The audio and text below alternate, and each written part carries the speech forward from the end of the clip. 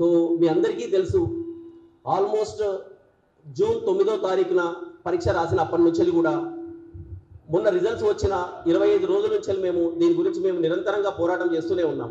అశోక్ నగర్ నుంచి press club నుంచి అశోక్ నగర్ నుంచి సెక్రటరియేట్.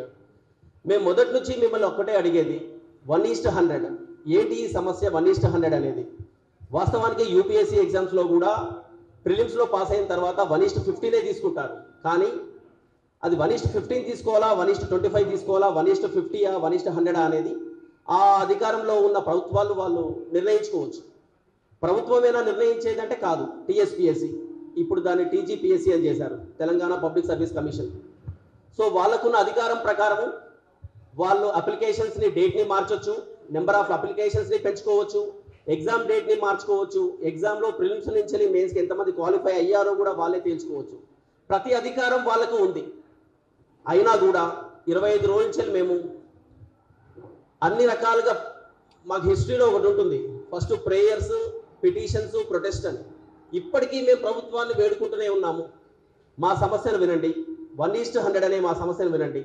ఇది నిజంగా మా సమస్యనా అంటే ఇందులో ఏమన్నా న్యాయం ఉందా లేదా? సో ఎంత న్యాయం ఉందనేది ఇక్కడున్న ఈ గ్రూప్ 1 ఆస్పిరెంట్స్ వచ్చిన వాళ్ళందరూ మీకు తెలియజేస్తారు.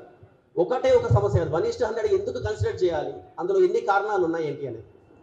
సో దాంతోపాటు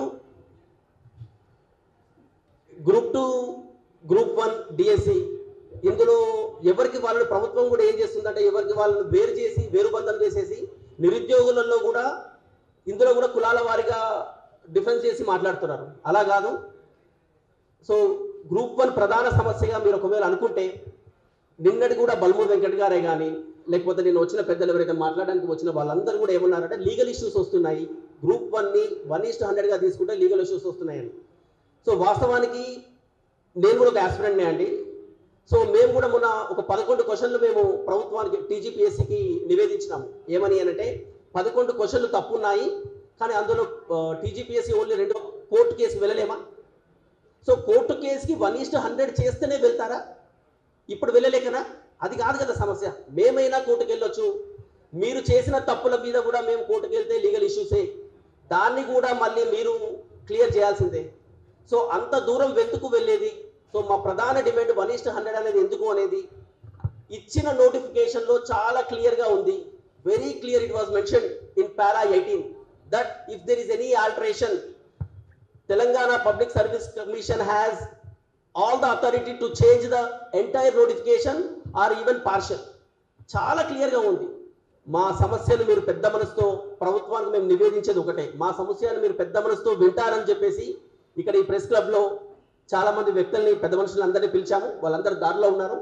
ఇంకోటి ఏంటి అంటే ఇక్కడ మీకు చూస్తుంటే చాలా తక్కువ మంది కనపడుతున్నారేమో, మా వాట్సాప్ గ్రూప్లలో కూడా రాజకీయ నాయకులు కూడా మా వాట్సాప్ గ్రూప్లలో వచ్చి చేరిపోయారండి.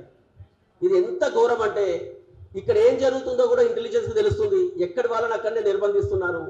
సో మా నిరసనను వ్యక్తం చేయడానికి కూడా అధికారం లేకుండా పోయింది. సో పాషం యాదగిరి గారు సార్, మీకు మరొకసారి ధన్యవాదాలు సార్.